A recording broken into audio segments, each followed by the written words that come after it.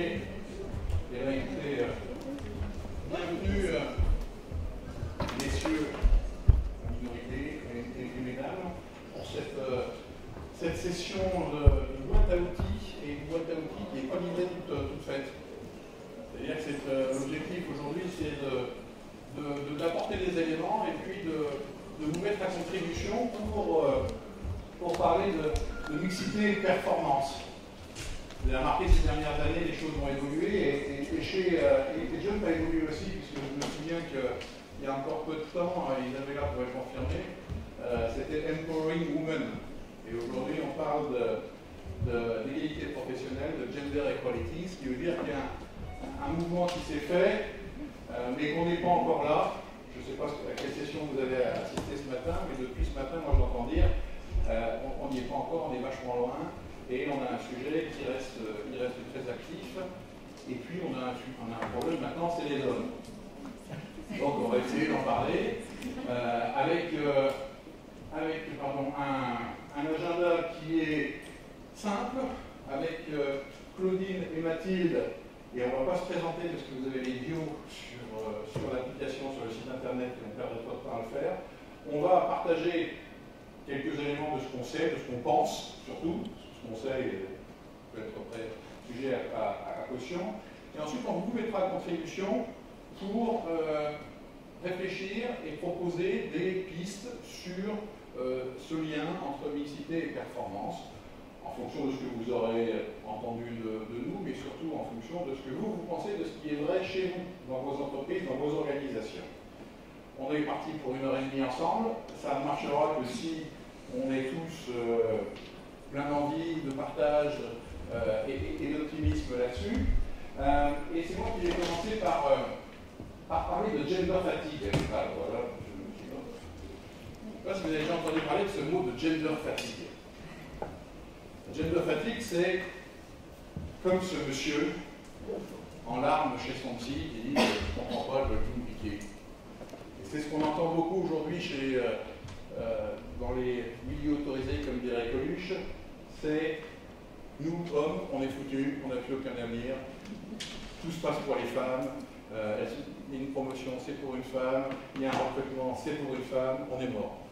Bon, quand on regarde les chiffres, on s'aperçoit que c'est un petit peu exagéré quand même, largement exagéré, mais en tout cas, c'est ce sentiment-là qui constitue une partie de la gender fatigue.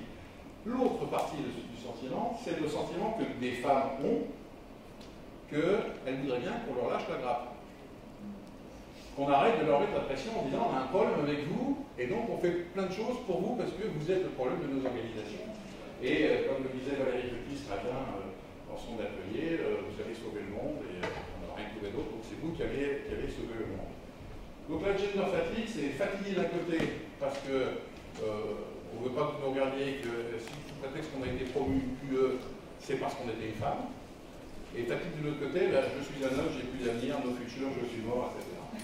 Donc ça veut dire qu'il faut prendre des choses différemment. Et arrêter de se dire qu'on a un problème avec une partie de la population, mais on veut faire progresser tout le monde, et ça s'appelle la mixité. Sachant qu'on ne traite bien de la mixité femmes-hommes que si on s'intéresse aussi à toutes les autres mixités.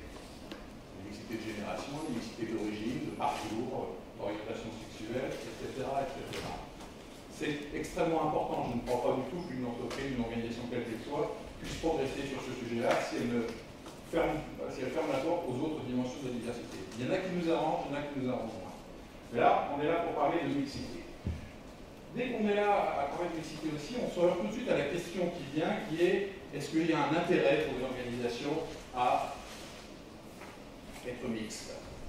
On s'est posé cette même question pour est-ce qu'on a intérêt à avoir des femmes? Maintenant, c'est comment on passe à est-ce qu'on a intérêt à être mixte? Et ça devient compliqué de répondre à cette question parce qu'il y a un certain nombre d'indices, mais pas tant que ça. Et ça devient un exercice intellectuel un peu complexe de faire le lien entre mixité et performance. Je vais vous donner 2 ou 3 éléments là-dessus. La première partie qui est de la conviction, basée quand même sur une partie scientifique, et puis une autre partie qui sera plus argumentée. J'ai vécu dans l'environnement d'avant chez Sodexo. Utilité et performance, pourquoi est-ce que ça marche? Parce qu'évidemment, des équipes mixtes comme des équipes diverses de manière générale, c'est plus intelligent. C'est plus intelligent, c'est prouver si cette équipe est bien managée. Ça veut dire si on a des managers qui savent être des managers inclusifs. Un manager inclusif, c'est quelqu'un qui sait détecter les richesses des diversités de son équipe, les valoriser, les mettre en avant, et qui donne une place à tout le monde. On sait qu'une équipe mixte produit plus, mieux, de manière plus prédictible, mais ça peut être une catastrophe si on n'a pas pris le temps de former les managers, de les sensibiliser, et après il y a des débats sans fin sur est-ce qu'on doit les former avec des biens conscients, avec ceci, avec cela. Toujours est-il qu'il y a une base indispensable. Deuxième aspect, c'est la question des talents. Si on part du principe qu'à la naissance, le talent a été donné de manière équitable entre les femmes et les hommes, partons de ce principe-là aujourd'hui, et si on pose la question dans les entreprises ou dans les organisations aujourd'hui en disant est-ce que vous voulez avoir les meilleurs talents, 100% vous répondront oui. J'ai jamais vu quelqu'un me répondre moi je veux les mauvais et les mauvaises. Tout le monde veut les meilleurs talents. Alors, est-ce qu'on peut dire qu'on a les meilleurs talents si on a quand même plutôt 80-90% d'hommes dans le top management, d'hommes blancs dans la cinquantaine, en fait, de mecs comme moi, à peu près. Ben non, on a peut-être des meilleurs hommes blancs dans la cinquantaine. Mais on n'a pas les meilleurs talents. Et c'est quand même un gâchis d'intelligence et de performance qui est absolument évident. Troisième point, c'est la question de la réputation. Il n'y a plus d'entreprise aujourd'hui qui n'est pas évaluée par ses consommateurs, par ses clients, ses fournisseurs, par ses salariés sur ce qu'elle fait et ce qu'elle fait sérieusement. Et on peut avoir des dégâts graves sur l'image par des comportements, par une absence de comportement inclusif. Il y a eu récemment une campagne de pub qui a été faite par une chaîne de restauration rapide qui s'appelle Wagelstein, parce que vous en avez entendu parler, qui a voulu surfer sur les affaires Beaupin et qui a fait des plaisanteries d'une manière totalement débile et inacceptable. Ça a vraiment une influence sur leur réputation, leur attractivité en tant qu'employeur et sur leur attractivité vis-à-vis de leurs clients. Donc on peut aujourd'hui avoir des dégâts énormes sur une marque. Mais, et là je voudrais partager avec vous mon vécu d'une dizaine d'années à m'occuper de diversité dans le groupe Sodexo. J'ai vécu moi quatre périodes différentes pour répondre à la question qui tue. Voilà, pour moi, vraiment une question qui tue, qui est mais prouve-moi que d'avoir de la mixité, c'est plus intelligent qu'autrement. Prouve-moi que d'avoir des femmes, ça va nous apporter quelque chose. Donc la première période, c'était, il y a des études de Catalyst, de McKinsey, de Credit Suisse qui tendent à montrer que le pourcentage de femmes dans le conseil d'administration va donner ceci. Et là, vous avez les mecs en face de vous qui vous disent ouais, ça c'est encore des conneries et des conseils américains. Bon, 1-0, on partait dans votre but. Deuxième période, c'est ils ont marqué un but, j'en ai marqué un aussi, et je réponds pour moi que d'avoir que des mecs, c'est mieux. Bon, c'est malin, c'est manipulateur, mais ça ne marche pas. Ça fait un partout, c'est très, très masculin, très viril, très testostéroné, mais ça ne fait rien avancer.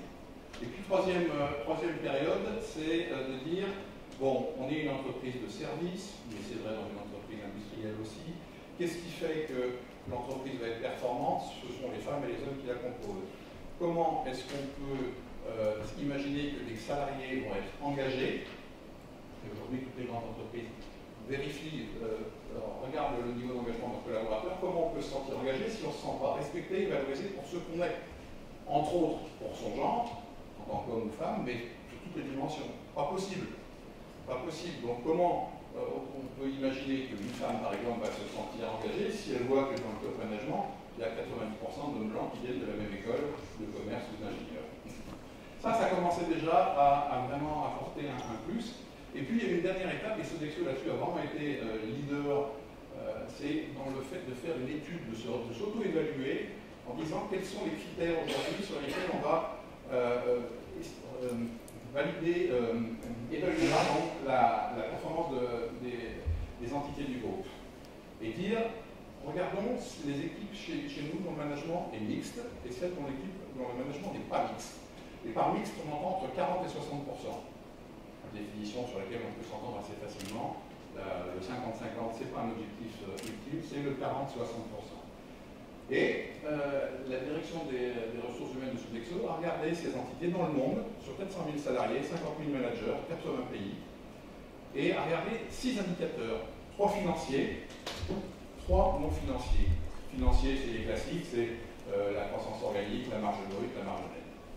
Et les 3 critères non financiers étaient l'engagement. Et l'engagement, il se mesure dans son évolution aussi, parce que ce qui est important, ce n'est pas forcément à un moment, à un instant T, c'est de voir comment il évolue. Deuxièmement, la réputation auprès des clients, et tous les ans, Sodexo interroge les clients dans les 80 pays dans lesquels ils opèrent, avec une enquête de clients, donc comment vous percevez l'entreprise. Troisième point, sur la fidélisation client. Et on sait que dans des entreprises de B2B comme ça, c'est très long et coûteux de gagner un client, ça va super vite de le perdre, et la fidélisation est un objectif majeur.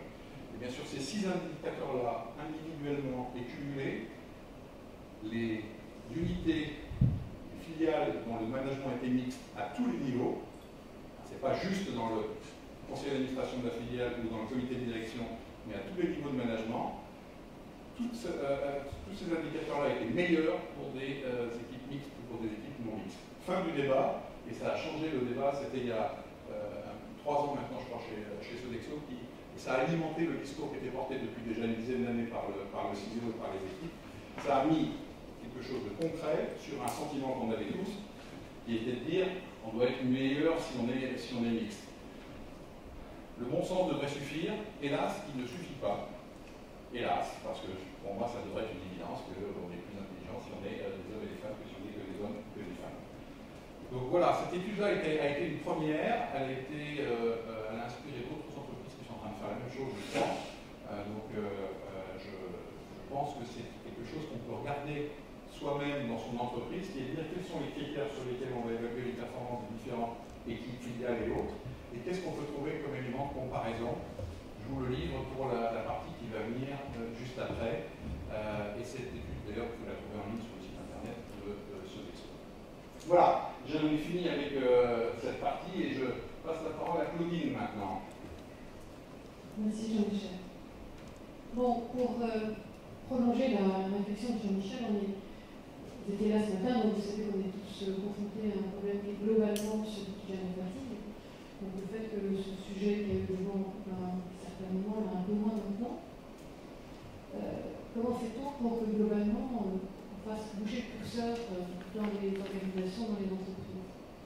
Comme Jean-Michel l'a rappelé, la première vague d'études qui ont été faites sur ce thème, c'était les études de Catalyst, qui consistaient tout simplement à établir de façon assez aléatoire un lien de corrélation entre la proportion de femmes dans une structure et ses performances. Probablement beaucoup d'entre vous connaissez bien l'étude de McKinsey, je suppose, qui a été faite en 2008. Vous voyez de quoi il s'agit. Donc McKinsey, ça consistait uniquement à mettre en corrélation la proportion de femmes dans les COMEX, dans les conseils d'administration, et les performances boursières. Cette démarche a été ensuite étoffée et enrichie par Michel Ferrari. Vous le connaissez, ça vous dit quelque chose, Michel Ferrari? Pour ceux d'entre vous qui ne le connaissent pas et qui sont intéressés à comprendre ce type de démarche, je pense que ça vaut la peine d'aller regarder l'Observatoire de la féminisation, comme le Ferrari, F-E-R-R-Y. Et alors lui, il a été un tout petit peu plus loin que l'étude McKinsey. Pourquoi? Tout d'abord parce que cette analyse, il l'a conduite tous les ans depuis 2008. Depuis 2008, il regarde la proportion de femmes dans les entreprises à travers la féminisation des entreprises, à travers de 3 éléments, 3 ou 4 éléments.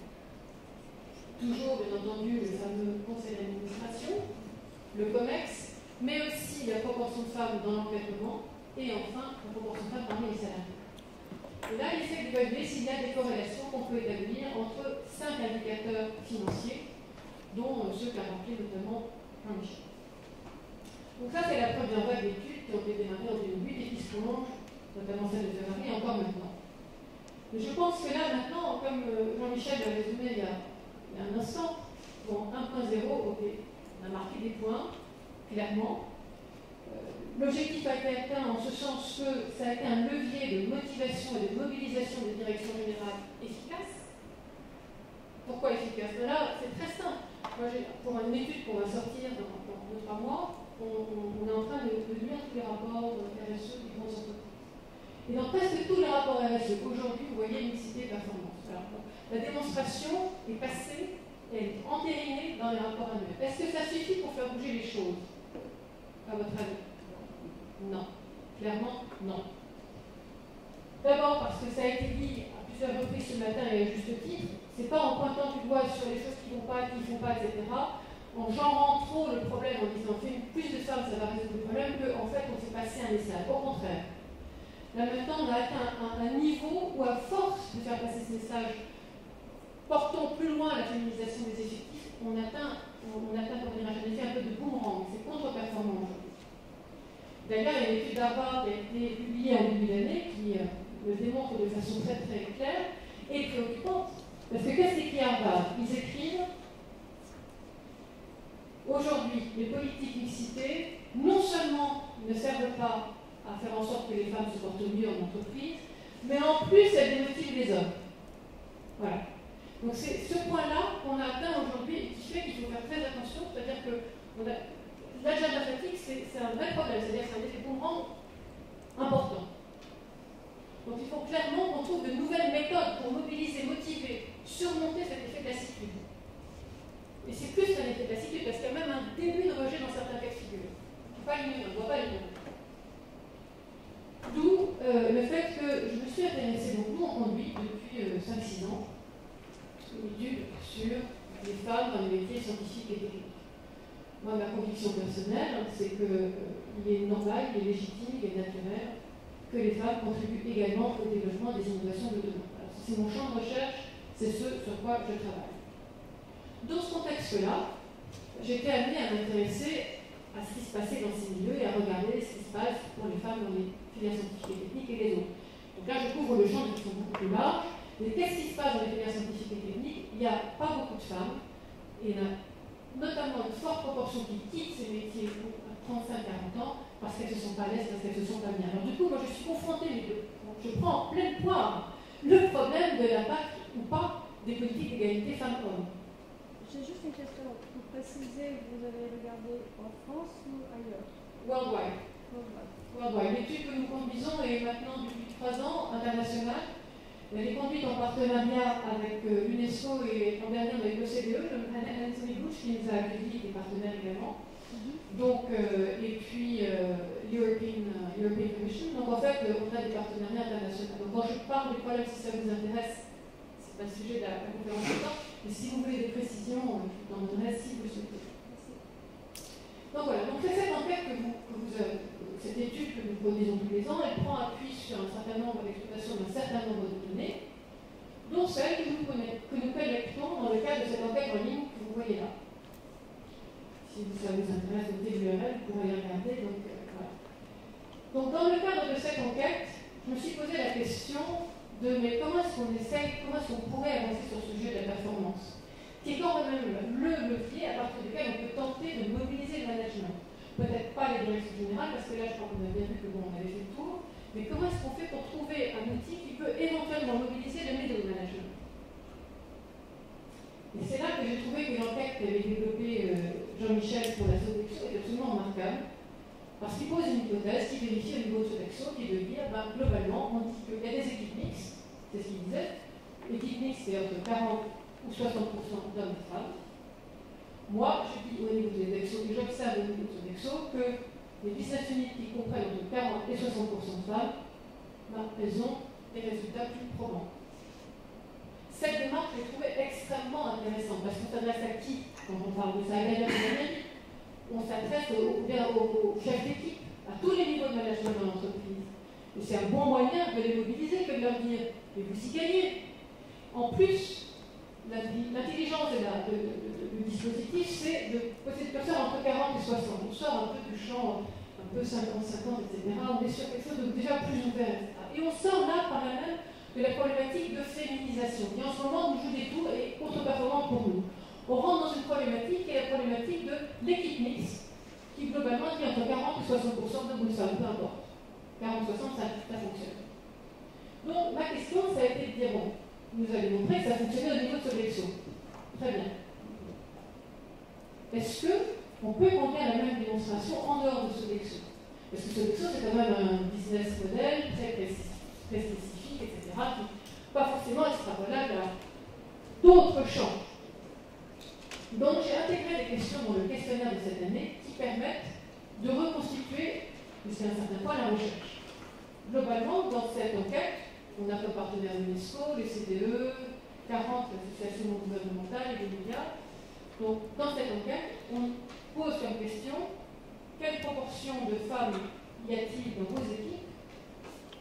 20, 40, 60, plus de 60. Ensuite, comment caractérisez-vous les résultats de votre équipe durant l'année écoulée? Très mauvais, bon, très bon. Donc, en d'autres termes, il n'y a pas de mesure. Il y a ou des mauvais résultats ou des bons résultats. Et après, je leur pose la question de savoir quels sont les indicateurs de performance que vous utilisez, si vous en utilisez. Donc là, actuellement, on a 2000 répondants. L'an dernier, on avait 4000 de 83 pays. Et les résultats préliminaires puisqu'on est en milieu d'enquête, j'espère que nous aurons encore plus de réponses qui nous permettront de conduire des analyses encore plus fines.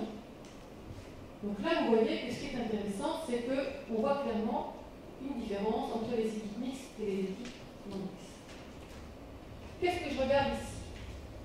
Je regarde d'un côté, quand je parle de sous-performance, je parle des projets dont les managers ont dit les résultats des 12 derniers mois ont été très mauvais ou mauvais. Donc là, comme vous le voyez, les équipes non mixtes, 37% ont eu des résultats mauvais ou très mauvais, ça s'applique à 32% des équipes mixtes. Donc, on a un différentiel de 5%, qui corrobore ce que Jean-Michel a observé au niveau de Sodexo. Donc, on a effectivement un différentiel positif en faveur des équipes mixtes. Et si maintenant on regarde ce qui se passe au niveau des équipes qui performent bien, donc je le rappelle, c'est les équipes dont les managers ont dit bon ou très bons résultats durant les 12 mois écoulés. Là, on voit un différentiel positif de 6 points. Donc, c'est délicat pour l'instant, puisqu'on est encore l'enquête est en cours, c'est délicat de faire des analyses plus fines, mais on a un premier élément de démonstration qui nous dit que ce qui a été observé au niveau de la Sodexo s'applique à 2000 répondants, dont 70% sont dans des grandes entreprises. Or, tout type de secteur. Excusez-moi de vous interrompre. Je suis sur le bouton du milieu. Vous avez sur le bouton, ça marche.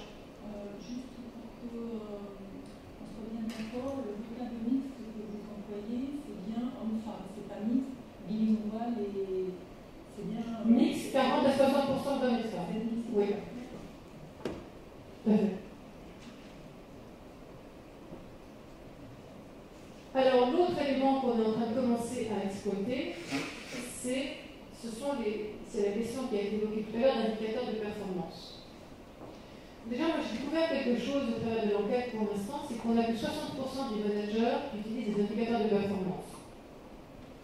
Donc, ce qui tend à dire qu'il y a quand même encore aussi, si on veut que ce soit convaincant, il va falloir arriver à mobiliser davantage de managers pour qu'ils utilisent davantage d'indicateurs. Mais pour ceux qui utilisent des indicateurs, quels sont les thèmes qui reviennent le plus fréquemment? Bon, on retrouve les problèmes de productivité, les problèmes de questions de chiffre d'affaires, satisfaction client, ça revient beaucoup. Donc, tout ce qui est occurrence spontanée de thématiques, de mots, on retrouve les mots qu'on a vus dans l'enquête Sodexo. Mais il y a d'autres éléments qui surgissent et qui sont extrêmement intéressants aussi.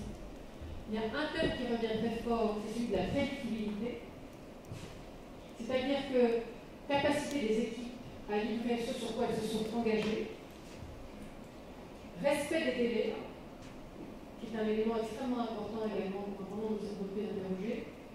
Et puis, troisième élément, l'engagement des équipes, mais ça c'est un point que vous avez couvert également dans l'enquête Sodexo. Et dernier point, c'est la reconnaissance externe, c'est-à-dire la reconnaissance externe qui se traduit par des prix qu'on obtient, des challenges qu'on remporte, des succès à l'extérieur. Donc voilà, donc globalement, très modestement à ce stade, puisqu'encore une fois, on n'en est qu'à la phase intermédiaire de l'étude, les premiers résultats que l'on obtient sont pour l'instant positifs, étant d'accord au mauvais, ce que Jean-Michel a démontré avec Sodexo. Merci.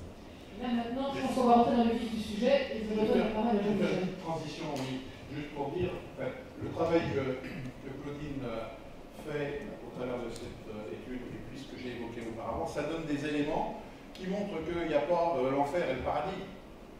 Il y a des équipes mixtes qui ont certainement des très mauvais résultats. Mais quand même, la tendance, c'est qu'on a plutôt de meilleurs résultats quand on est mixte que quand on n'est pas mixte. Et sur la question de la prédictibilité, Claudine, c'est quelque chose que je n'ai pas précisé aussi, c'est ce qu'on voyait aussi dans l'étude de Sodexo, c'est que les équipes mixtes avaient des résultats plus fiables et des prévisionnels beaucoup plus fiables, ce qui dans une entreprise est absolument critique. C'est pas qu'aujourd'hui parce qu'on est en pic, mais c'est toujours. Donc ça alimente ça. Et on a besoin de ces éléments-là. Encore une fois, je trouve ça un peu désespérant qu'on en ait besoin, mais c'est le cas, on en a besoin pour pouvoir convaincre. Parce qu'aujourd'hui, on est encore à devoir convaincre que la mixité, c'est bien. On est toujours en train de convaincre que le sexisme, c'est pas bien. Que le racisme, c'est pas bien. On est obligé d'apporter des preuves. On a demandé à Mathilde de Canary de venir partager sa vision. Pas de dire de mots sur Carrefour, mais je trouve que Carrefour a une approche des choses qui est assez différenciante, qui, à mon avis, peut inspirer beaucoup de nos débats juste après. Après donc Mathilde, on se séparera en trois dans cette salle pour tenter de répondre à une question et de bâtir la boîte à outils avec laquelle tout le monde pourra repartir une fois qu'on aura mis sur ordinateur. Mathilde, quid de Carrefour? Excusez-moi, juste une question avant de lever. Au niveau de la mixité. Alors, au niveau de la mixité homme-femme, quel que soit l'âge, vous avez pris le panel? Chez Sodexo, c'était 100% de la population, donc c'était vraiment mélange au niveau de l'âge, intergénérationnel. Tu as des données de génération sur ton enquête ou pas? Oui, bien sûr, je l'ai fait écrire, mais tout à fait. Et au-delà des performances, est-ce que vous avez noté une augmentation de la cohésion de groupe? Parce que moi, pour manager depuis 15 ans, il fait la mixité, moi je vois au-delà de la performance, la productivité. C'est surtout le lien en termes de cohésion de groupe. Je trouve que l'intérêt du groupe augmente plus. Après, c'est une approche personnelle, parce que c'est une approche tout à fait par rapport à mon expérience personnelle. Mais est-ce que vous aussi, vous l'avez vu à travers votre étude? Alors, vous ne mesurez pas la cohésion, mais l'engagement. Je pense que la cohésion d'une équipe contribue à l'engagement individuel de chaque personne. L'engagement, ce n'est pas l'engagement d'une équipe, c'est toujours individuel. C'est pour ça que moi, je ne mettais pas l'engagement dans le même sens. Pour moi, l'engagement c'est né aussi par rapport au manager, etc., par rapport à un environnement, un contexte particulier. Alors que la cohésion du groupe, vraiment, pour moi, est différent de l'engagement qui, pour moi, comme vous dites, est plus individuel. Alors, on peut discuter sans fin de qui a fait la poule et qui a fait l'œuf sur le sujet, mais en tant que tel, non, c'est l'engagement qui a été regardé. Et moi, par contre, j'ai le cas de cohésion qui revient beaucoup, oui, tout à fait. Oui. Comme un des éléments qui a renforcé l'objectif d'équipe, tout à fait. Très bien. Mathilde. Oui, merci Jean-Michel. Alors, avant de partager l'approche de Carrefour, quelques mots sur le groupe, juste quelques mots de contexte. Donc, nous sommes dans 10 pays. Alors, nous sommes en Europe, en Amérique du Sud, Brésil, Argentine, et en Asie, Chine, Taïwan. Et sinon, la moitié à peu près quand même de nos activités se situe en France. C'est un groupe français qui est né à peu près il y a 50 ans, avec encore à peu près la moitié de nos activités, 110 000 collaborateurs qui travaillent aujourd'hui en France. Plus de 55% de femmes. Alors vous les connaissez, pas mal, c'est une cantine en magasin, elles sont beaucoup en caisse, mais pas seulement, mais beaucoup effectivement en caisse, dans des postes d'employés, dans nos supermarchés. Voilà. Alors je veux savoir, Carrefour, c'est 90% des collaborateurs en fait, sont dans des fonctions d'employés en magasin. Après, les structures d'encadrement, ce sont des chefs de secteur, des directeurs de magasin, directeurs régionaux, et puis des fonctions d'encadrement au aussi, bien sûr, dans les supports, au siège. Voilà, à peu près pour situer l'activité. Alors, on a une politique diversité, effectivement, très globale, qui englobe justement le sujet de la mixité femmes-hommes, mais pas seulement. Dans tous les cas, le sujet femmes-hommes est englobé dans une politique diversité globale. Un peu comme le disait Jean-Michel tout à l'heure, on est sur cet angle-là, à vouloir travailler sur tous les aspects de la diversité. Nous considérons en effet que les femmes et les hommes sont la première forme de diversité sur laquelle nous devons travailler. Parce qu'en effet, si on demande où sont les femmes, elles sont donc beaucoup, elles sont très présentes chez Carrefour, mais plus ou moins dans la hiérarchie mondiale le sont. Alors je pense à un schéma, si vous, je ne sais pas trop où vous travaillez, mais qui ne vous étonnera pas tant que ça, parce que je pense que c'est à peu près la même chose dans toutes les entreprises, à la différence près que chez nous, en effet, nous sommes une entreprise féminine. Elles travaillent beaucoup chez nous, mais donc l'écart finalement est encore plus grand entre les postes employés et puis finalement les postes de direction. Alors, il y a 4 ans, on a lancé un programme, un vaste programme qui vise justement à obtenir une meilleure mixité à tous les niveaux dans tous les métiers. Premier enjeu, ça a été dit aussi tout à l'heure, c'est la détection justement des talents. On se dit que sur 55% de femmes dans l'entreprise, c'est pas possible qu'il en reste 12% au final. Il y a forcément des talents qu'on perd à un moment donné. Et ça, c'est pas possible. Il y a une cohérence aussi chez nous par rapport à notre activité avec la diversité, la complémentarité, mixité. J'utilise les mots tous ces mots-là volontairement de nos clients. Parce que nos clients sont quand même très divers, il y a beaucoup de femmes, c'est vrai. Et quand on s'est dit, mais il y a beaucoup de femmes qui rentrent chez nous dans nos magasins, or les personnes qui décident des concepts, des aménagements de rayons, etc., ce sont finalement à la tête que des hommes. Il y a un problème. Donc ça, on veut avancer sur ce sujet. Et accompagner les évolutions de la société, oui, parce que les femmes aujourd'hui, plus qu'il y a 50 ans quand l'entreprise s'est créée, les femmes non seulement travaillent, mais elles aspirent à des postes à responsabilité, à un équilibre de vie aussi, tout en ayant un poste à responsabilité. Et ça, c'est quelque chose que peut-être on ne prenait pas en compte il y a 5 ans. Et dernier point, et c'est là-dessus que je vais insister ensuite, c'est l'impact sur le mode de management et la qualité de vie au travail. Nous pensons en effet qu'avoir une meilleure mixité va influer favorablement sur nos modes de management. Alors bon, quand je dis nous, il y a plein de gens dans l'entreprise qui disent pas ça. Ils disent mais moi je connais une femme, elle est dans un poste de direction là et elle est plus dure qu'un homme. Bon, je pense que vous avez sûrement entendu ça, parfois. Moi je l'ai entendu pas que chez nous, mais oui, et ça peut être vrai. Ça peut être vrai, je ne le nie pas. Et oui, et pourquoi? Parce qu'elles ne sont pas très nombreuses. Donc celles qui sont arrivées aujourd'hui, elles n'ont pas eu le choix que de calquer un mode de management identique à celui qui existe dans l'entreprise. Bien ou pas bien, en tous les cas, c'est le même. Elles n'ont pas le choix, elles ne peuvent pas être différentes pour être tout simplement acceptées. Parce qu'elles ne sont pas suffisamment nombreuses. Donc il faut qu'elles soient plus nombreuses. Et voilà. Et donc on a interrogé les femmes chez nous, on a mené une enquête auprès des directrices de tous nos pays Carrefour pour les interroger sur les freins. Ce qui faisait qu'aujourd'hui, les femmes n'évoluaient pas autant que les hommes, n'étaient pas aussi présentes que les hommes dans les postes de direction. Eh bien, ça c'est quand même parmi les verbatims qu'on a recueillis, on nous dit les managers vont naturellement promouvoir des gens qui leur ressemblent. Ben oui, c'est forcément plus facile de nommer des gens, de les rechercher des gens qui nous ressemblent, qui pensent comme nous. C'est beaucoup plus facile de manager des gens qui pensent comme nous.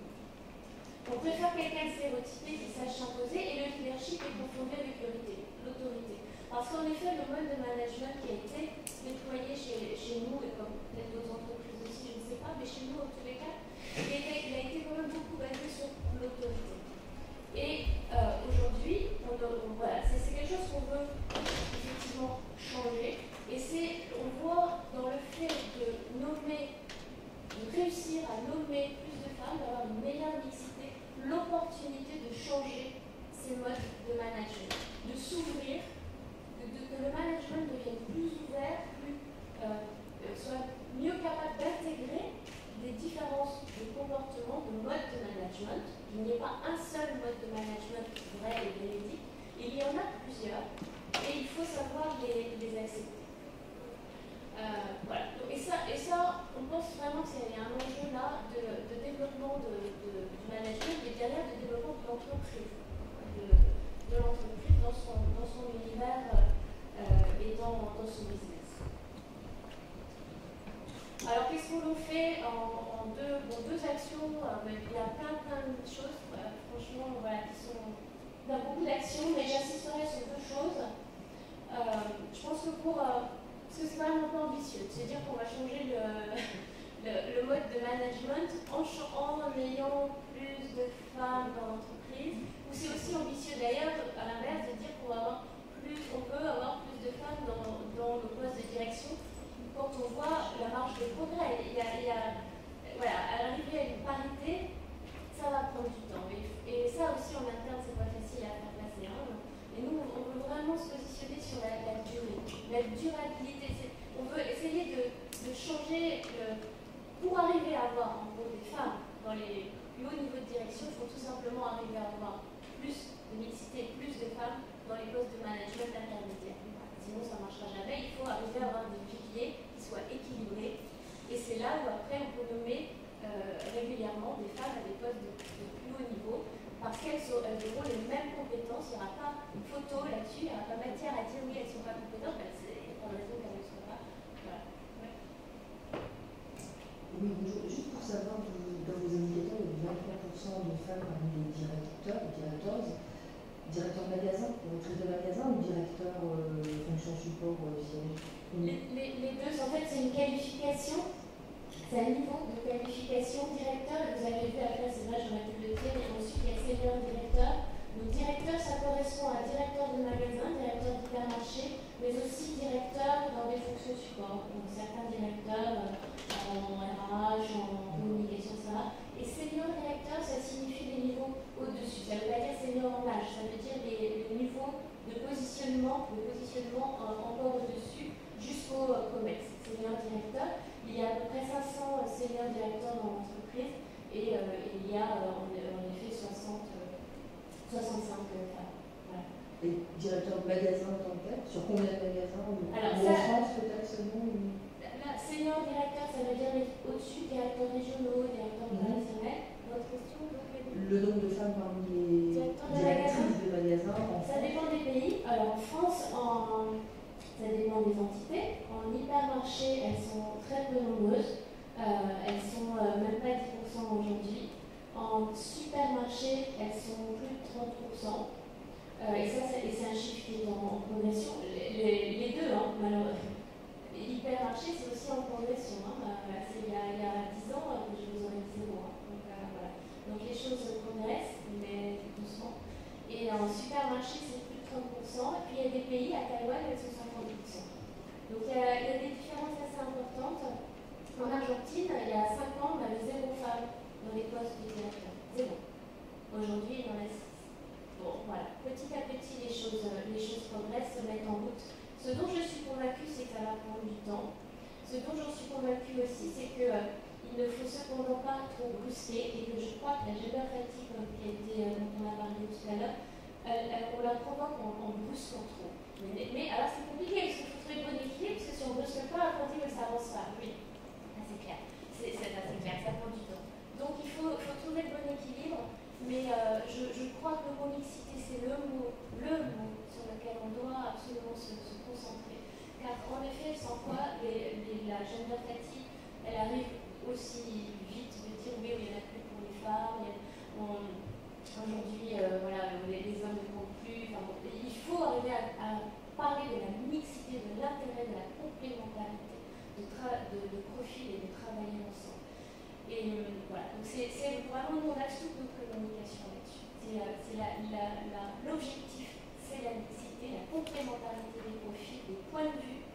Et on a des illustrations après quand on a mis en place des actions mentorées, un directeur opérationnel en mentorant une femme qui dit Mais en fait, il comprend, il a découvert en la mentorant les difficultés qu'elle pouvait avoir, qu'elle a pu rencontrer dans son évolution de carrière. Il a pu comprendre les difficultés qu'elle avait éventuellement à s'imposer dans une réunion composée que d'hommes où elle était seule. Et donc, complètement, déjà meilleure compréhension, et il a aussi pu comprendre sa façon de penser, son regard, son point de vue.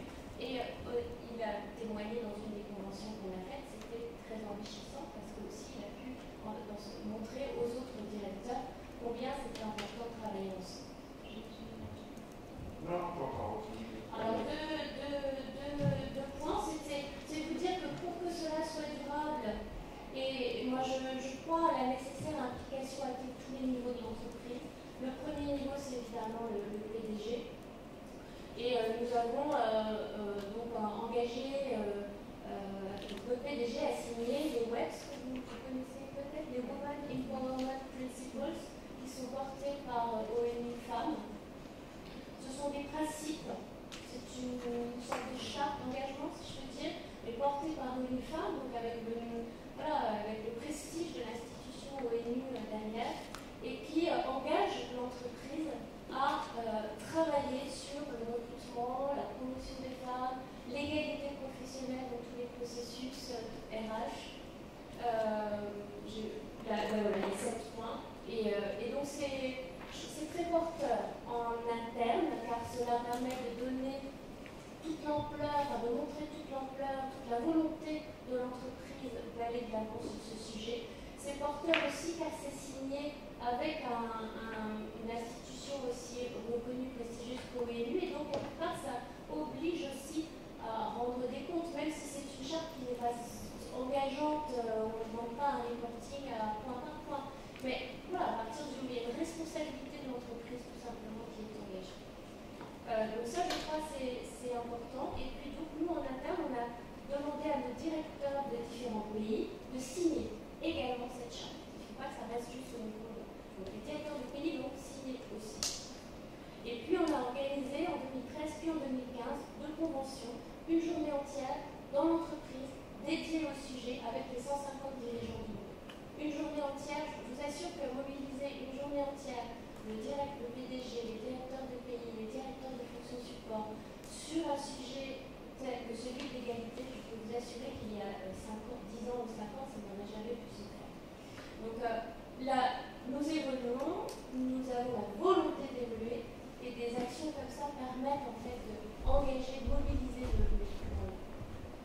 Et puis on a aussi beaucoup relayé la campagne Leadership, peut-être c'est aussi une campagne de ONU Femmes qui a été lancée fin 2014 et qui consiste à engager des hommes à soutenir en fait l'évolution, à soutenir l'égalité entre les femmes et les hommes. Se prononcer, dire tout simplement qu'ils sont pour et qu'ils y voient un intérêt. Donc nous on a symbolisé ça avec un certain nombre de photos. Ici c'est la photo de tout le comité de direction de Carrefour.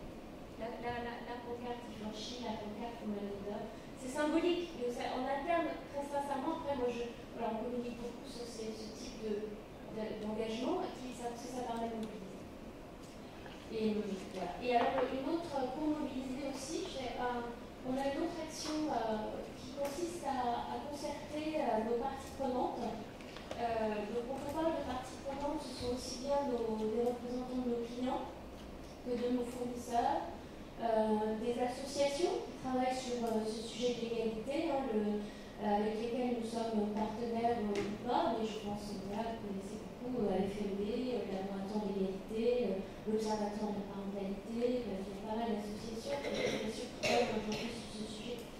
Mobiliser, concerter les institutions, c'est l'ONU, mais c'est aussi les institutions gouvernementales, les syndicats. Et puis en interne, pour partie prenante, ça veut dire externe, mais ça veut dire aussi interne. Donc les représentants de nos métiers, les métiers clés. Les métiers clés chez nous, ce sont les directeurs de magasins. C'est le métier dans lequel il faut qu'on arrive à promouvoir plus de mixité pour que cette mixité se répercute ensuite dans les niveaux supérieurs. Et donc nous avons organisé une réunion, nous en organisons une dans les mois qui viennent, en réunissant tous ces gens sur l'égalité professionnelle.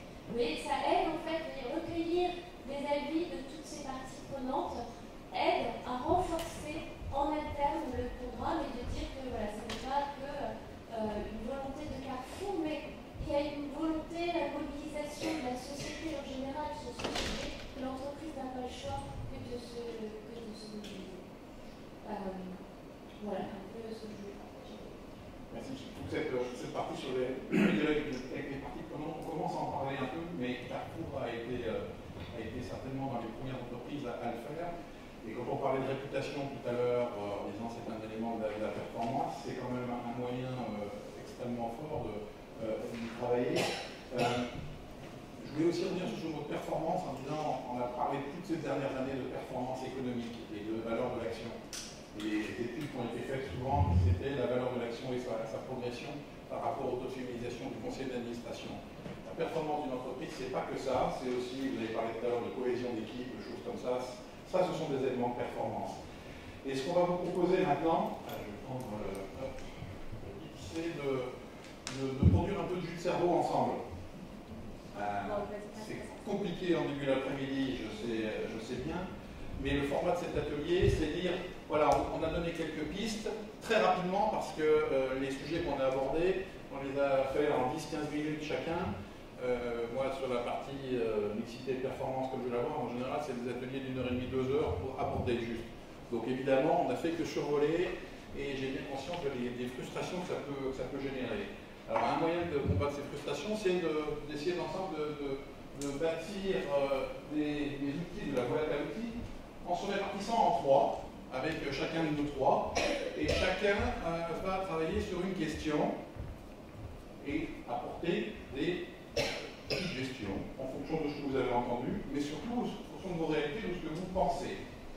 Alors, Claudine, toi tu vas être là-bas, je crois, pour répondre sur la question comment mesurer l'impact, et on a abordé plusieurs manières de mesurer l'impact, mais de le faire dans une entreprise, parce que ce que fait Sodexo avec ses moyens de grande entreprise, est-ce qu'on peut le faire dans une ETI, dans une PME?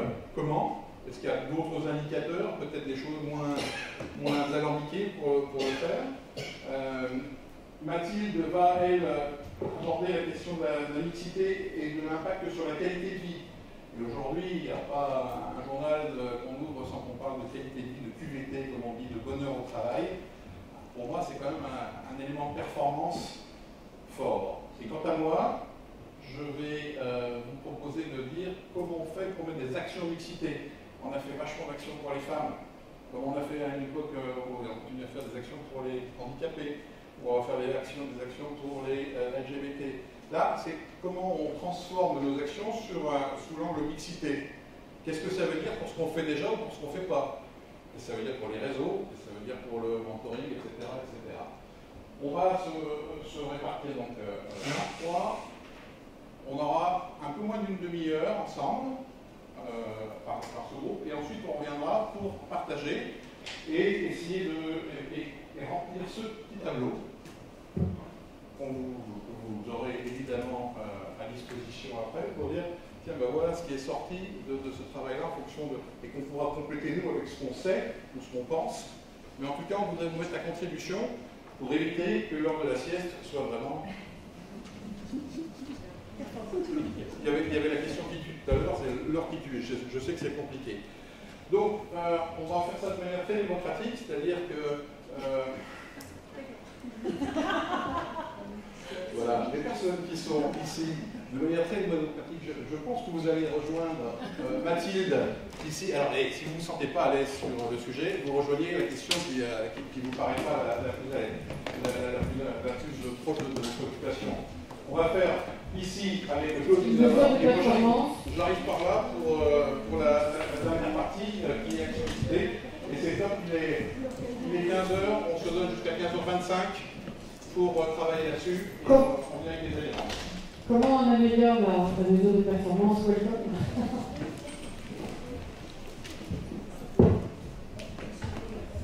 Restez là pour... on participe, bien sûr. Hein? Non, je donne les quelques bords. J'arrive ici, moi.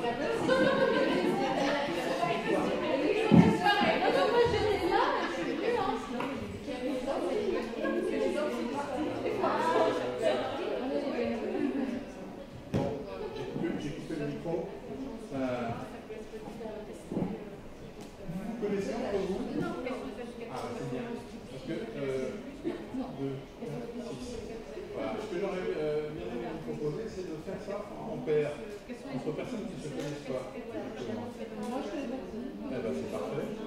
Personne que je connais, mais c'est très bien. La question paraît simple comme ça, mais c'est quand même le changement culturel. C'est comment on accompagne dans les actes dans l'entreprise, je ne sais pas quelles sont les fonctions dans les entreprises, mais comment on met cette question de mixité. Si on est d'accord que le gender papy arrive chez vous comme un peu partout, peut-être que vous n'avez pas ce constat, ce sera l'occasion de faire. Mais comment on fait pour passer du je ferai des cas de faire que je sois une femme, que je sois un homme, pour des raisons qui sont un peu... comment on fait pour transformer ça sur le terrain de la mixité en... Voilà la formation, la discussion, le rôle des autres.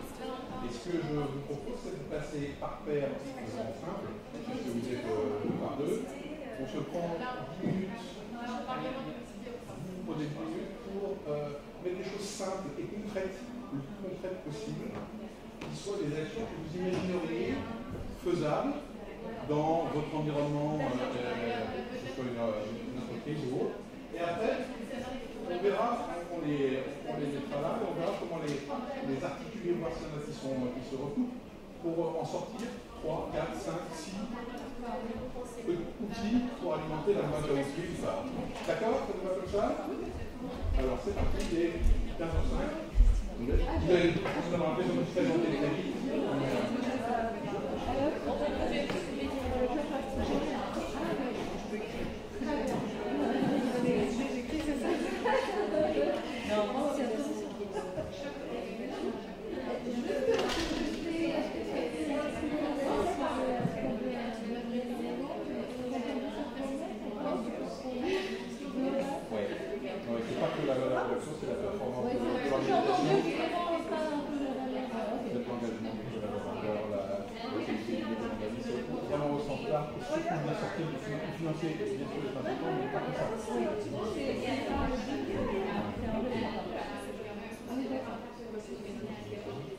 La question c'est vraiment la transformation. On a fait des trucs pour les femmes, des trucs pour les hommes. Maintenant, comment on fait pour changer, pour passer à la mixité véritablement? Parce que si on est d'accord sur l'idée que la mixité est plus inclusive et est plus acceptée par les hommes et par les femmes séparément ensemble, c'est pas évident de passer à ça. Et encore en français, on a la chance d'avoir le mot mixité. En anglais, il n'existe pas. Ah, non, mais l'équalité, c'est pas ça. Gender balance. Equality, c'est une notion différente. La mixité, c'est la mixité de pensée aussi. J'essaie de penser à quand tu parles de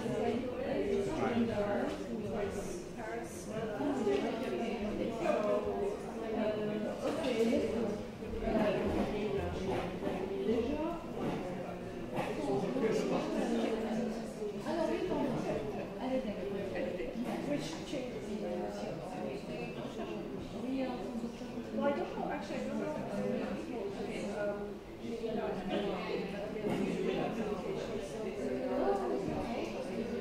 So I don't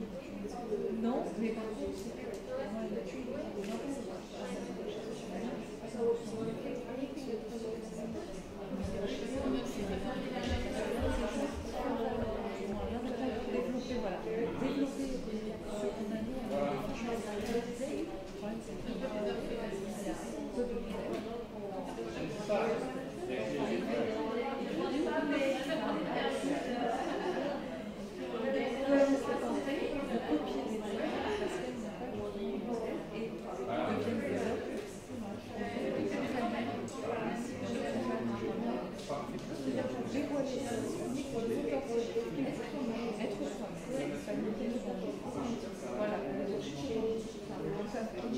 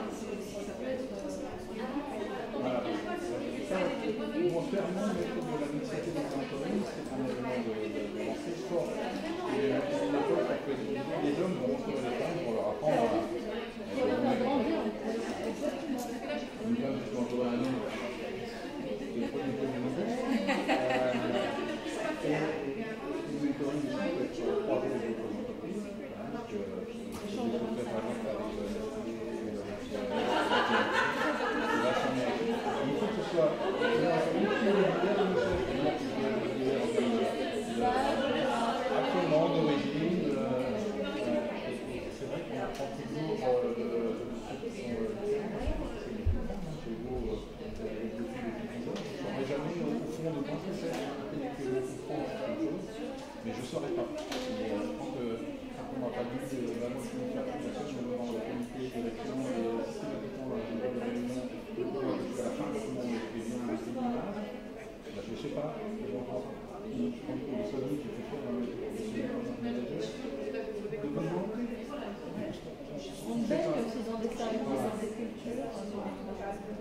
Bon, on essaie de partager un peu sur ce que vous avez fait.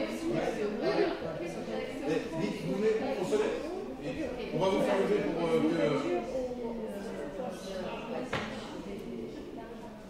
Allez, pour pas s'endormir, on vient plus ici. Comment? Voilà.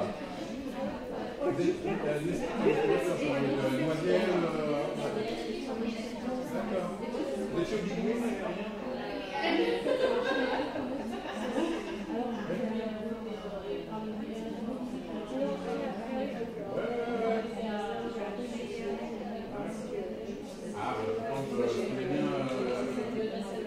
À l'époque où j'étais chez Sodexo, j'ai beaucoup interagi avec Marie-Françoise Tau, Monique Castal et tout.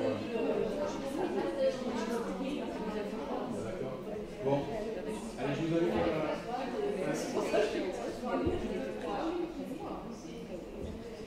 Non, c'est mon entreprise. Mais Laurent et moi, on se connaît par cœur. Ah bon, où ça? Et basé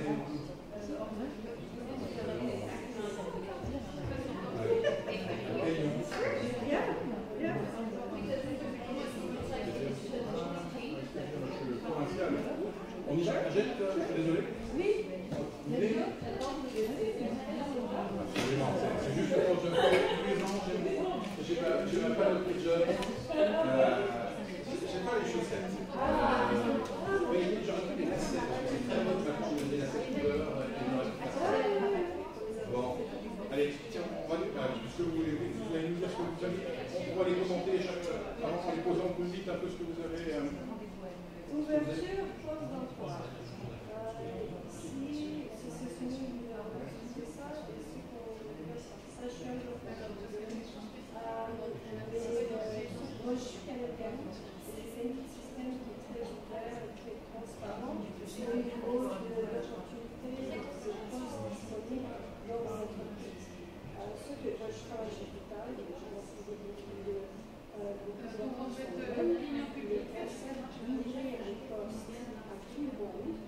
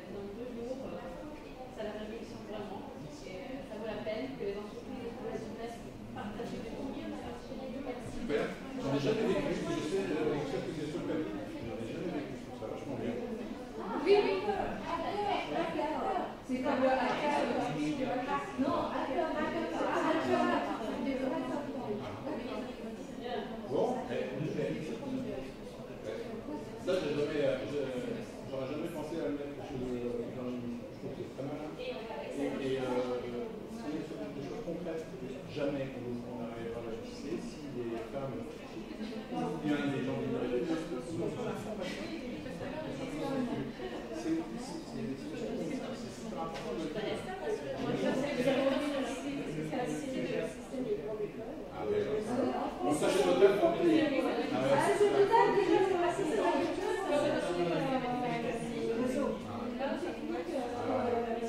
Bon.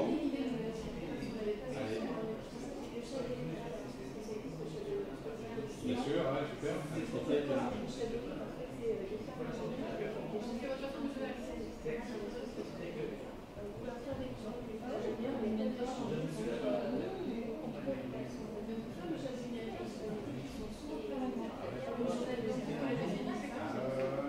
les métiers qui sont mangés,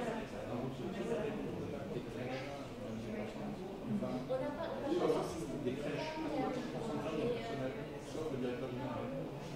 Et un PVEDA, c'est assez marrant. Vous avez quoi d'autre? Alors, c'est ça. Celui-là.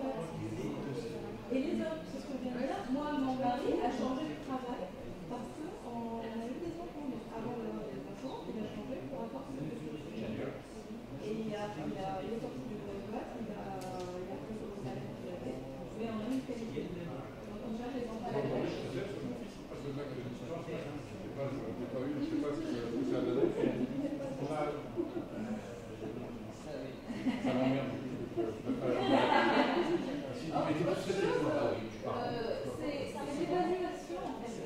Introduire aujourd'hui, quand on évalue les managers, c'est souvent sur l'exposé, la performance financière. Si on introduit dans l'évaluation des managers, d'un côté, comment vont les équipes, est-ce que les équipes se sentent inclus ou pas, est-ce qu'il y a une promotion pour aussi bien les femmes, les différences, etc. Peut-être que ça assistera, certainement, les managers.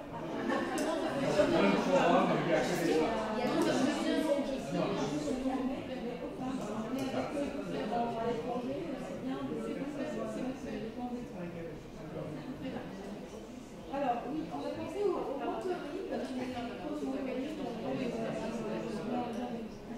En fait, dans les entreprises, s'il y a... Vous avez raison, mais en fait, je ne sais pas si je peux les documenter dans la finance, mais qui a un peu plus de seniorité et qui compte sur son aile, entre guillemets, d'autres collaborateurs pour faire monter en expertise en mais pas uniquement un homme qui sort une femme ou un vieux qui est en parce que nous avons pas que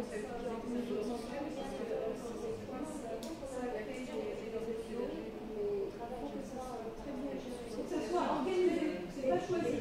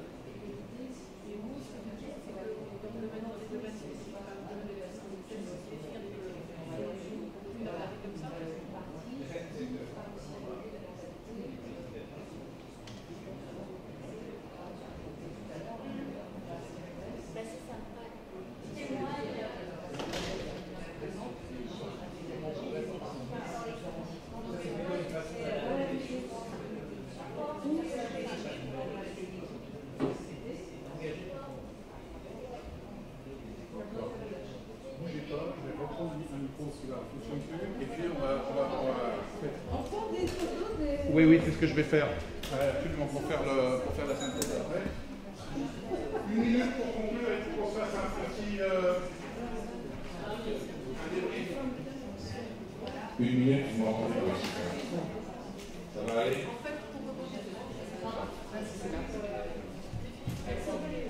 Attends, on avait 10 minutes de retard au début, donc on peut faire 10 minutes si on va. Il est là, il est encore 5 minutes. Dire 2 minutes sur ce que vous avez pensé du travail qui a été fait. Est-ce que vous avez 2 ou 3 points qui vous paraissent intéressants? 2 ou 3 minutes, pas plus.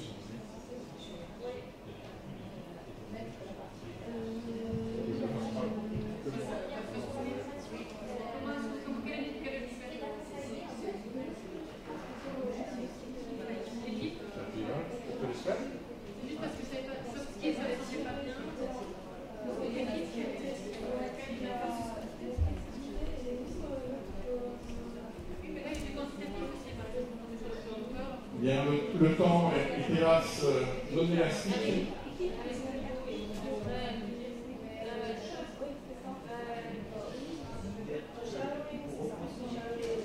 Mathilde, est-ce que tu as un ou une porte-parole pour 1 minute de ressenti, parce qu'on ne va pas faire du reporting. On va prendre tout ça en note et le mettre dans le tableau là que vous aurez à disposition par John.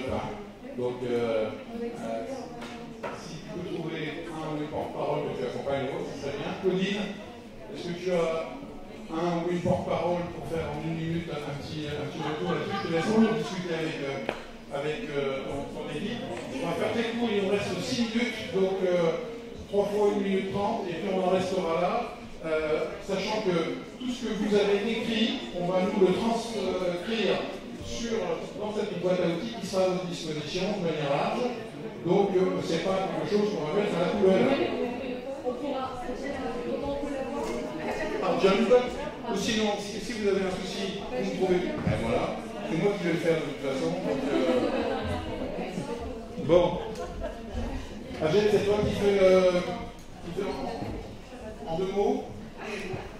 Vous pouvez rester, vous êtes comme vous voulez, enfin bon, chacun fait comme il le sent. On va commencer par ce groupe-là et demander à Agène en 1 minute les points. Allez hop. Alors, on a regroupé parce qu'il y a différentes idées, on met des couleurs. Donc là, on a regroupé des actions RH qui peuvent être impulsées par les RH. Exemple, ouverture obligatoire de tous les postes qui sont en interne à tout le monde. Éviter le réseautage, celui-là, on fait un poste et on découvre qu'il est là. Sinon, les femmes, les autres minorités ne peuvent pas y accéder. Donc, obligatoirement. Autre chose, c'est aussi faire des réseaux, en fait, essayer de changer cette mentalité qui est apparemment très française, de rester secrétaire au bureau, etc., pour montrer qu'on travaille, et par la même occasion, justement, mettre un peu plus de flexibilité au travail. On peut rentrer plus tôt à la maison, avoir une vie famille, qu'on soit homme ou femme, et puis se remettre au travail si on a envie. Ça ne sert à rien de faire du 8h, 20h tous les jours. Gérer son temps, et aussi évaluer, mettre une autre dimension dans l'évaluation des managers, plutôt que de les évaluer uniquement sur leur performance financière ou l'atteinte des objectifs, c'est aussi évaluer selon la satisfaction de leurs équipes. Est-ce qu'ils se sont promus, est-ce qu'ils soient hommes ou femmes. Autre chose à notre groupe, c'est vraiment via la formation et la sensibilisation, mettre en valeur le leadership authentique, faire ressortir les côtés féminins et masculins qui sont en nous, qu'on soit homme ou femme, participer à des hackathons, donc hackathon pour les femmes, donc, qui soient des collaborateurs hommes et femmes, pour éviter de faire des réseaux de femmes. Donc on fait des réseaux mixité et autour d'un objectif, donc pareil, l'idée de la création d'ateliers, etc. Et aussi faire prendre conscience des stéréotypes. Parce que des fois, on vit dans des choses et on ne se rend pas compte des bêtises que l'on fait en tant que manager, qu'on est femme, qu'on soit homme ou femme. Il y a aussi le fait de casser un petit peu ces réseaux de grandes écoles pour accéder à certains postes, et aussi les stéréotypes qui existent. Et il y a un autre groupe concernant le mentoring et le cross-mentoring, et que ça ne soit pas que des hommes, des hauts gradés, des hauts placés qui sont les mentors, et les jeunes et les femmes qui sont mentorés, qu'on mixe un petit peu tout ça. Et il y a le shadowing qui rejoint Steve. Voilà. Merci Claudine. Alors nous on agit par la preuve, donc on a fait une équipe Shabada, un homme, une femme. Super. Nous, on avait comment mesurer l'impact de la mixité sur la performance dans notre entreprise. Il y a un point, donc, le premier, c'est tout ce qui est quantitatif. Donc, ça va prendre la productivité, la maîtrise du risque personnel, puisque pour ma part, dans le monde financier, ça se matérialise de cette façon.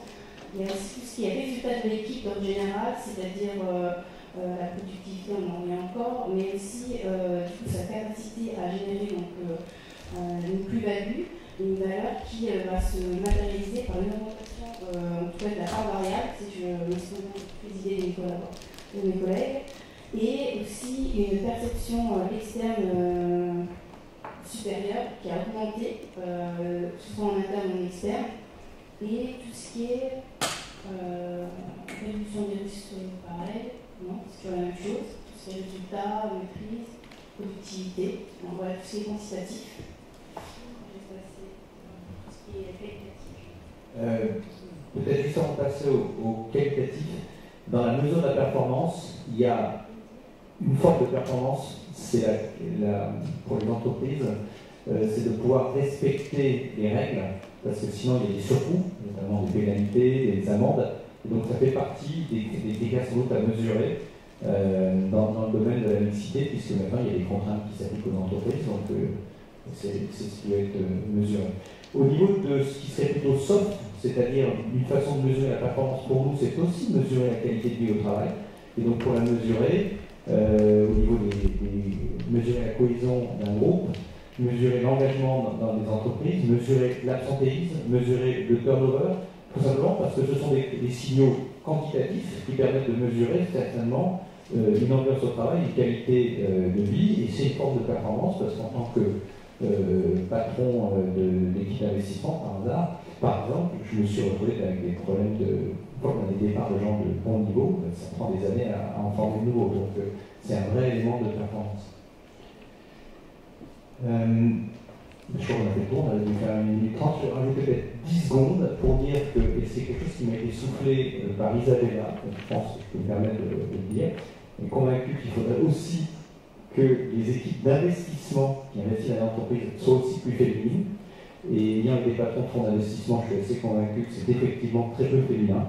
Et là, je voudrais mesurer 2 choses. Le pourcentage de femmes dans les équipes d'investissement, le pourcentage de femmes dans les comités d'investissement. Je ne parle même pas de mixité, parce que si on avait déjà 10 ou 20% de femmes, on verrait la différence. Donc les 40 ou 60, je crois, c'est dans trop longtemps. Et ça permettrait de mesurer la rentabilité des investissements et des fonds. Et là, je pense que ça serait un résultat de performance. Je pense que ce serait meilleur. Et on mesurerait aussi le fait que les entreprises dans lesquelles on investit suivent mieux les critères RSE, sont plus impliquées au niveau de la société. Et je pense que ça serait aussi une chose à mesurer. Super. Merci. Mathilde. Mathilde, ton groupe. Donc nous, on travaillait sur la mixité, peut-elle vraiment influencer les modes de management et la qualité de vie au travail, et si oui, à quelles conditions. Alors, on a répondu globalement oui à la question peut-elle influencer les modes de management et la qualité de vie au travail, mais on a tout de suite ouvert la question sur le fait que ce n'était pas que la mixité homme-femme qui était vraiment génératrice de changement de qualité de vie au travail, mais c'était la mixité au sens large, avec la mixité générationnelle, la mixité d'origine, la mixité, enfin, tout type de mixité, et pas uniquement la mixité homme-femme. Donc oui, ça permet effectivement de changer la qualité de vie au travail. Bien sûr, on a parlé d'ouverture d'esprit, on a parlé également de remise en question du temps de présence et du fait que la mixité dans les équipes, notamment dans des équipes assez techniques et avec une culture d'entreprise très présentielle, cette mixité amenait à remettre ces choses en question, amenait les managers à se questionner sur des choses sur lesquelles ils ne s'étaient même pas posé la question, et ce qui permet après à l'ensemble des collaborateurs d'en bénéficier et pas que les femmes. Alors après, à quelles conditions on arrive effectivement à avoir ces changements de qualité de vie? Il y a des questions de formation du manager, à la diversité culturelle, à l'inclusion. Et ça, il y a des cursus de formation manager qui existent et je pense que voilà, il faut vraiment les promouvoir. Il y a des questions de support de la direction, de support du top management avec des prises de parole, des exemples où des choses qui ont vraiment changé parce que aussi il y a eu des vraies prises de parole, de communication sur les entreprises sur des choses qui devaient se mettre en place. Une notion d'exemplarité, parce que quand le management de l'entreprise explique que les accords d'égalité pro, ça ne s'applique pas à eux, parce qu'eux sont sur ça, voilà, ça ne veut pas donner ton en dessous. C'est un peu plus dur. Et puis, on a également parlé des indicateurs aussi de suivi et d'essayer de mesurer la performance collective des équipes et non pas forcément que la performance individuelle. Voilà, je crois que j'ai pris les idées principales. Voilà. Merci, on est pas trop longtemps, j'en suis désolé, c'est le timekeeper, c'est vraiment moi qui a foiré comme d'habitude, mais j'ai du mal à tuer quand il y a des beaux échanges comme ceux-ci. On va, comme je l'ai dit, retranscrire ce que vous avez produit et John le mettra à disposition. Si vous êtes impatient, vous pouvez me contacter, je suis facilement trouvable sur les réseaux sociaux. et je vous l'enverrai. Je pense que je vous solliciterai Mathilde et Claudine pour avoir le décodage de nos sous-groupes, puisque moi j'étais sur un et je sais ce qui s'est dit, mais c'est important qu'on soit fidèle à ce que vous avez dit, pour encore une fois donc, compléter cette boîte à outils avec des choses simples. On y rajoutera peut-être quelques idées qu'on peut avoir nous, mais qui soient en tout cas des pistes d'action pour vous toutes. Merci de votre participation et puis bonne prochaine séance. Ça va démarrer dans 15-20 minutes, j'imagine. Sylvie, c'est ça, à peu près 20 minutes? Oui, on va avoir 15 minutes de pause. 15 minutes de pause, donc profitez-en bien et on se retrouve dans les prochaines sessions. Enjoy!